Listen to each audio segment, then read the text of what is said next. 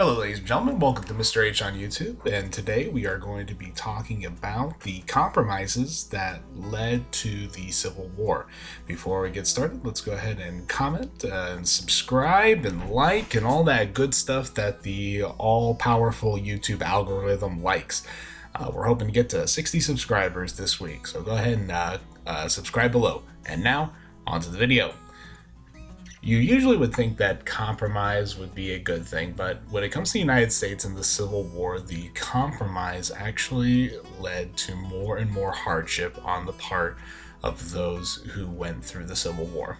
What do I mean? Well, the United States has always had a westward expansion idealist. This is called manifest destiny, the idea that God had given the United States to Americans to colonize, no matter if there are Indians or French missionaries or Mexican inhabitants. The West was theirs. But the question in the United States was, what would the West be for? Would it be for small family farming like it was in the North? Or would it be large-scale plantation like it was in the South?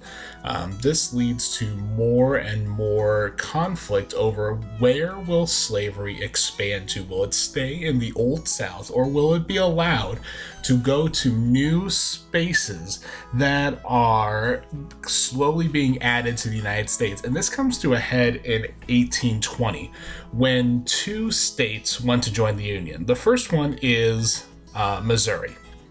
Missouri wants to join the Union, but they want to join as a slave state. This would lead to an imbalance of states. Instead of it being split down the middle, Missouri would add more votes in the Senate to the slave states. So a compromise is made. This is known as the Missouri Compromise, in which all slave states would be admitted into the Union south of the southern border of Missouri.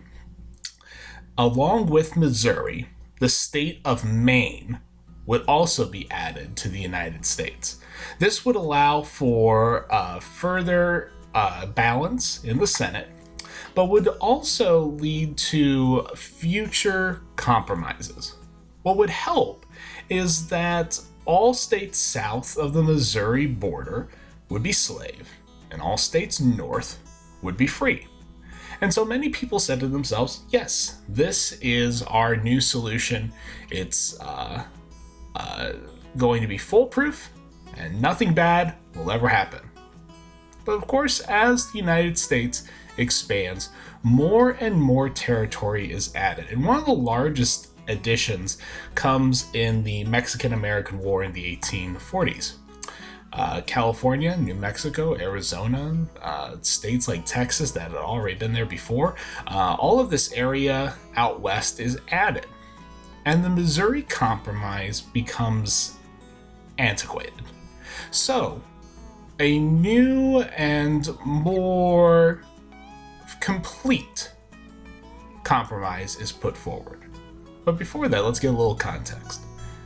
California, Utah, Arizona, Nevada, Oklahoma, all these areas out west wanted to be states. Of course, the problem is that on the majority of them are wanting to be free states. Now, was this out of some desire for universal human equality? No, it wasn't. Instead, this was a desire for people living, especially white Americans living out in the East, to have land for themselves. This was not really a humanitarian desire. The purchases made and the territory conquered in the Mexican-American War was new land ripe for the taking and ripe for farming. Southerners, on the other hand, wanted an expansion of slavery because they believed that if slavery was hemmed in and forced to stay in the South, then it would slowly decay and go out of style and eventually end. And so there's a conflict between those who wish to inhibit slavery and those who wish to let slavery thrive in these new territories. Abolitionists, which are a growing power, wanted to see slavery over. Compromise of 1850 comes then. and this was the brainchild of Congressman Henry Clay. Clay makes a compromise in which the state of California is admitted into the Union. And instead of creating an arbitrary line, what would happen is that the territories that had not been states yet would be allowed to choose their own path forward, and would have something called popular sovereignty. This would allow many states to choose whether they would be a free or slave states in elections. Now, let's just break down those two. California was not the giant that it was today. It still was sparsely populated at this time, so that wasn't a big deal. Many people were unhappy with the popular sovereignty idea, as it was open to influence from outside forces from different parts of the country, as we'll see when we study Kansas. Another thing that was very controversial about the Compromise of 1850 was the last part, which was the Fugitive Slave Law. Now, a little bit of context. What is a fugitive slave law? It means that any runaway slave would be forced, if caught, to go back to its plantation owner, even if it was in a free state like the North. Now, this is important to understand that this is not the first time a fugitive slave law was implemented in the United States. The United States Constitution actually had fugitive slave laws.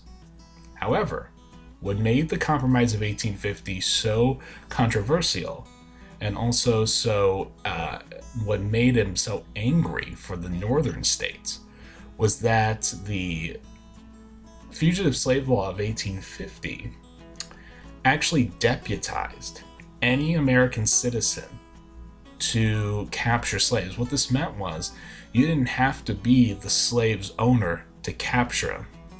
Another thing that made it very controversial is that not much proof was required to prove that they were the runaway slave.